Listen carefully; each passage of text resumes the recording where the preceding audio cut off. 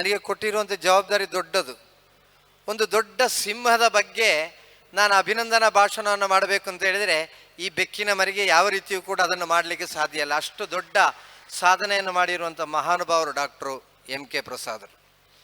ಈಗ ಹೆಚ್ಚಿನ ಅಂಶ ಅವರಿಗೆ ಈ ವೇದಿಕೆಯಲ್ಲಿ ಎಲ್ಲರೂ ಮಾತನಾಡುವಾಗ ಸಿಟ್ಟು ಬಂದಿರಬಹುದು. ಕಾರಣ ಏನಂತ ಹೇಳಿದರೆ ಅವರಿಗೆ ಭಂಡಾರಿ ಅಂತ ಹೇಳಿದ ಕೂಡಲೇ ಸಿಟ್ಟು ಬರ್ತದೆ. ನನ್ನ ಹೆಸರನ್ನ ಎದುರು ಯಾರು ಕೂಡ ಭಂಡಾರಿ ಅಂತ ಹಾಕಬಾರ್ದು. ನಾನು ಭಂಡಾರಿ ಅಲ್ಲ, ನಾನೊಬ್ಬ ಹಿಂದೂ ಅಂತೇಳಿ ವಾದ ಮಾಡುವಂಥ ಅಷ್ಟೂ ಕೂಡ ಕಠೋರವಾಗಿರುವಂಥ ಹಿಂದುತ್ವವನ್ನು ಪ್ರತಿಪಾದಿಸುವಂಥ ವ್ಯಕ್ತಿಯವರು. ಹಿಂದೂ ಸಮಾಜಕ್ಕೋಸ್ಕರವಾಗಿ ತಮ್ಮನ್ನು ಸಮರ್ಪಿಸಿಕೊಂಡು ತನ್ನ ಸ್ವಾರ್ಥಕ್ಕೋಸ್ಕರವಾಗಿ ಒಂದನ್ನು ಕೂಡ ಗಮನಿಸದೆ ನಿರಂತರವಾಗಿ ತನ್ನ ವೃತ್ತಿಗೆ ನ್ಯಾಯವನ್ನು ನೀಡಿ ಅವರು ಒಬ್ಬ ಹೆಸರಾಂತ ವೈದ್ಯರು ಹೌದು, ಹಿಂದೂ ಸಮಾಜದ ದೊಡ್ಡ ಸಂಪತ್ತು ಹೌದು. ಆ ರೀತಿಯ ಸಾಧನೆಯನ್ನು ಮಾಡಿದಂಥ ಮಹಾನ್ ವ್ಯಕ್ತಿ ಡಾಕ್ಟರ್ MK ಪ್ರಸಾದರವರು. ನಾವೆಲ್ಲಿಯಾದರೂ ಅವರಿಗೆ ಒಂದು ಸನ್ಮಾನ ಮಾಡ್ತೇವೆ ಅಂತ ಇದ್ದರೆ ಹೇಳಿದರೆ ಹೆಚ್ಚಿನ ಅಂಶ ಅವರಿಗೆ ಸನ್ಮಾನ ಮಾಡೋದಕ್ಕಿಂತ ಮುಂಚೆ ನಮಗೆ ಸನ್ಮಾನ ಆದೀತು. ಆ ರೀತಿ ನಮ್ಮನ್ನವರು ಬೈದಾರೆ, ನನಗೆ ಅದು ಯಾವುದು ಬೇಡ ಅಂತ. ಆದರೆ ಇವತ್ತೊಂದು ನಮಗೆ ಅವಕಾಶ ಸಿಕ್ಕಿದೆ. ಪ್ರತಿಷ್ಠಿತ IMA ವತಿಯಿಂದ KSB ಡಾಕ್ಟರೇಟ್ಸ್ ಡೇ ಪ್ರಶಸ್ತಿಗೆ ಅವರ ಆಯ್ಕೆಯಾದ ಸಂದರ್ಭದಲ್ಲಿ ಅವರನ್ನು ಗೌರವಿಸಲಿಕ್ಕಿರುವಂಥ ಒಂದು ಅವಕಾಶ ಸಿಕ್ಕಿದೆ. ಇಲ್ಲಿ ನಾವು ಅವರ ಹೆಸರನ್ನು ಹಾಕುವಾಗ doctor MK Prasad surgeon Adarsh ಆಸ್ಪತ್ರೆ ಅಂತ ಹಾಕ್ತೇವೆ. ಆದರೆ ನನಗೆ ಕಾಣ್ತದೆ ನಾಳೆಯಿಂದ ಅದನ್ನು ಬದಲಿಸಬೇಕು, ಡಾಕ್ಟರ್ MK ಪ್ರಸಾದ್ ಸರ್ಜನ್ ಹಿಂದೂ ಸಮಾಜ ಅಂತ ಹಾಕಬೇಕು. ಆ ರೀತಿಯ ಒಂದು ಹಿಂದೂ ಸಮಾಜಕ್ಕೆ ಬೇಕಾಗಿರುವಂಥ ಒಂದು ಸರ್ಜನ್ ಅವರು. ಆ ರೀತಿಯ ಒಂದು ಸಾಧನೆಯನ್ನು ಮಾಡಿರುವಂಥ ವ್ಯಕ್ತಿ. ಆಗಲೇ ಹೇಳಿದ್ರಲ್ಲ, ರೋಗಿಗಲ್ಲ ಚಿಕಿತ್ಸೆ, ರೋಗಕ್ಕೆ ಚಿಕಿತ್ಸೆ ಅಂತ. ಹೆಚ್ಚಿನ ಅಂಶ ಹಿಂದೂ ಸಮಾಜಕ್ಕೆ ಯಾವುದೇ ರೀತಿಯ ರೋಗ ಇಲ್ಲ. ಆದರೆ ಹಿಂದೂ ಸಮಾಜದಲ್ಲಿ ಇರುವವರೆಲ್ಲರೂ ರೋಗಿಗಳಲ್ಲ. ಆದರೆ ನಮ್ಮೊಳಗಿರುವಂಥ ರೋಗ ಯಾವುದೆಂದರೆ ಈ ಜಗತ್ತಿನಲ್ಲಿ ನಡೀತಾ ಇರುವಂಥದ್ದು ಯಾವುದು ಕೂಡ ಅರ್ಥವಾಗದೆ ನಾವು ನಮ್ಮಷ್ಟಕ್ಕೆ ಯಾವುದೋ ಲೋಕದಲ್ಲಿದ್ದೇವೆ, ಒಂದರ್ಥದಲ್ಲಿ ಮಲಗಿ ನಿದ್ರಿಸ್ತಾ ಇದ್ದೇವೆ. ಆ ಮಲಗಿ ನಿದ್ರಿಸುವಂಥ ಸಂದರ್ಭದಲ್ಲಿ ಇಡೀ ಸಮಾಜವನ್ನು ಬಡಿದೆಬ್ಬಿಸುವಂಥ ಕಾರ್ಯವನ್ನು ಡಾಕ್ಟರ್ ಮಾಡಿದರು. ಯಾವೆಲ್ಲ ಕ್ಷೇತ್ರದಲ್ಲಿ ಅವರು ಸಾಧನೆ ಮಾಡಿದ್ದಾರೆ.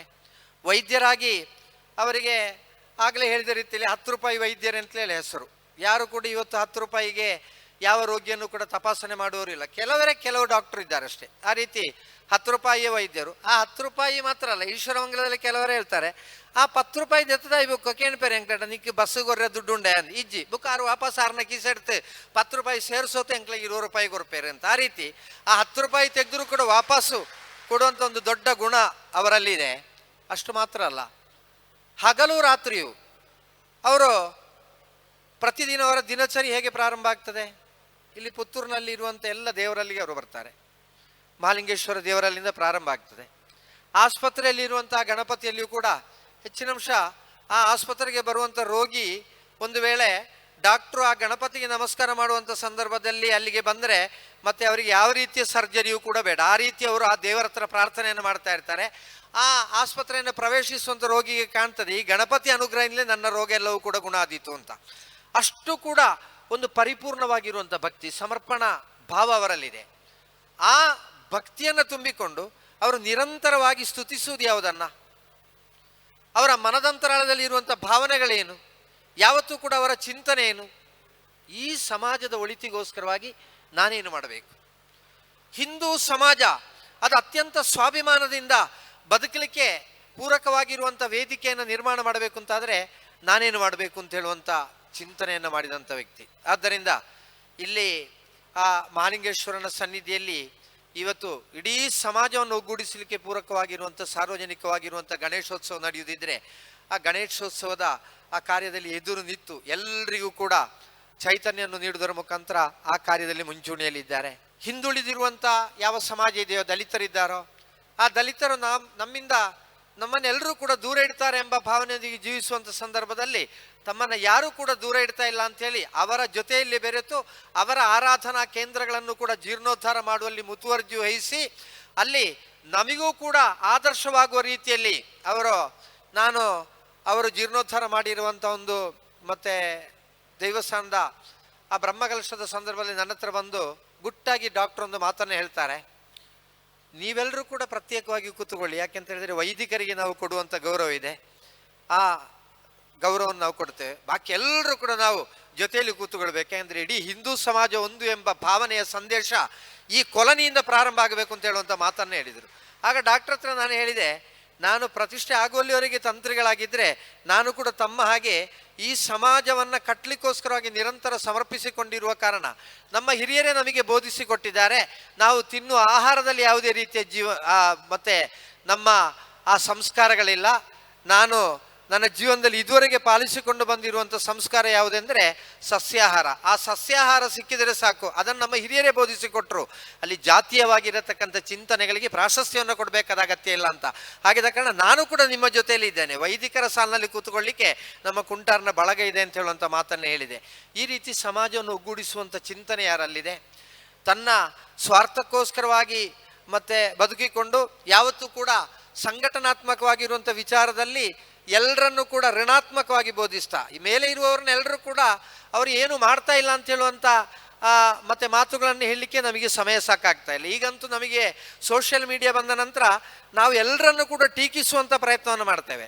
ಆದರೆ ಯಾರನ್ನು ಕೂಡ ಟೀಕಿಸದೆ ತನಗೆ ಭಗವಂತ ಕೊಟ್ಟಿರತಕ್ಕಂಥ ಈ ಭಾಗ್ಯ ಏನಿದೆಯೋ ಈ ಭಾಗ್ಯವನ್ನು ಪುನಃ ನಾನು ಸಮಾಜಕ್ಕೆ ಸಮರ್ಪಿಸಬೇಕು ಎಂಬ ಭಾವನೆಯೊಂದಿಗೆ ಅವರು ಪರಿಪೂರ್ಣವಾಗಿ ತನ್ನನ್ನು ಸಮರ್ಪಿಸಿಕೊಂಡವರು.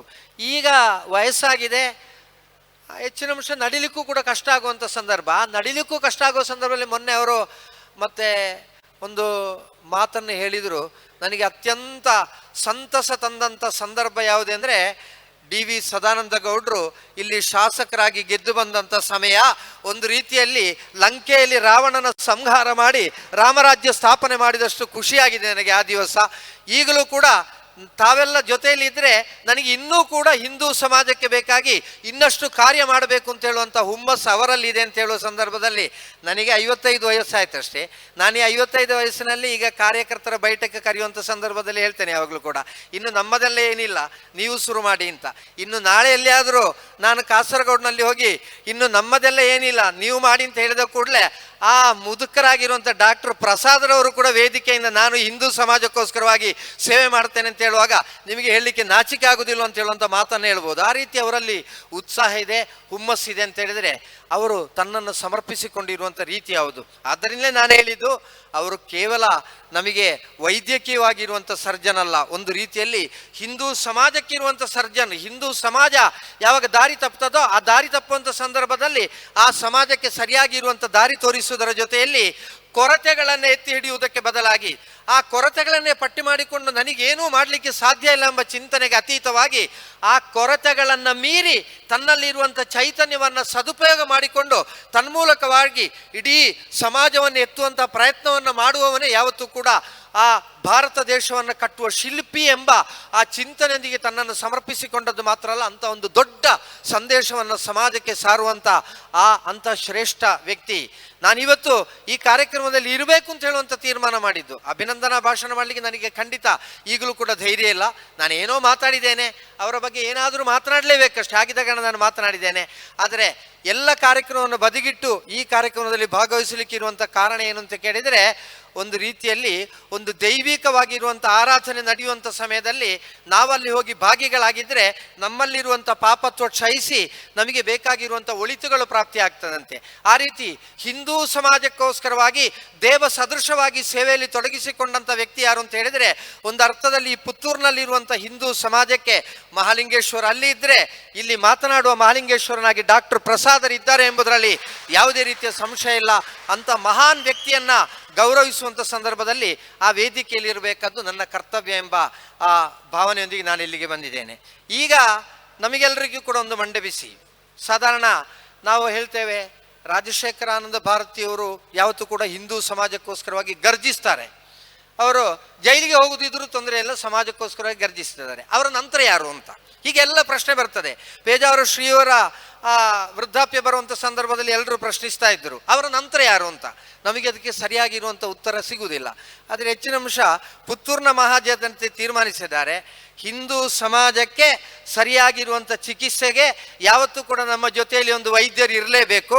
ಡಾಕ್ಟರ್ ಪ್ರಸಾದರಿಗೆ ವಯಸ್ಸಾಗುವಂಥ ಸಂದರ್ಭದಲ್ಲಿ ಆ ಪ್ರಸಾದರದ್ದೇ ದಾರಿಯಲ್ಲಿ ಸಮರ್ಪಣಾ ಭಾವದಲ್ಲಿ ತೊಡಗಿಸಿಕೊಳ್ಳುವಂಥ ಒಬ್ಬ ಇನ್ನು ಮುಂದಕ್ಕೆ ಗರ್ಜಿಸಬೇಕಾದಂಥ ಒಂದು ಡಾಕ್ಟರ್ ನಮಗೆ ಬೇಕು ಅಂತ ಹೇಳುವಂಥ ತೀರ್ಮಾನ ಇದ್ದ ಕಾರಣ ಆಗಿರಬಹುದು ಇವತ್ತು ಡಾಕ್ಟರ್ ಅಭಿನಂದನಾ ಸಮಾರಂಭದ ಈ ಸಮಿತಿಯ ಅಧ್ಯಕ್ಷರಾಗಿ ಡಾಕ್ಟರ್ ಸುರೇಶ್ ಪುತ್ತೂರಾಯರು ತಮ್ಮನ್ನು ಸಮರ್ಪಿಸಿಕೊಂಡಿದ್ದಾರೆ.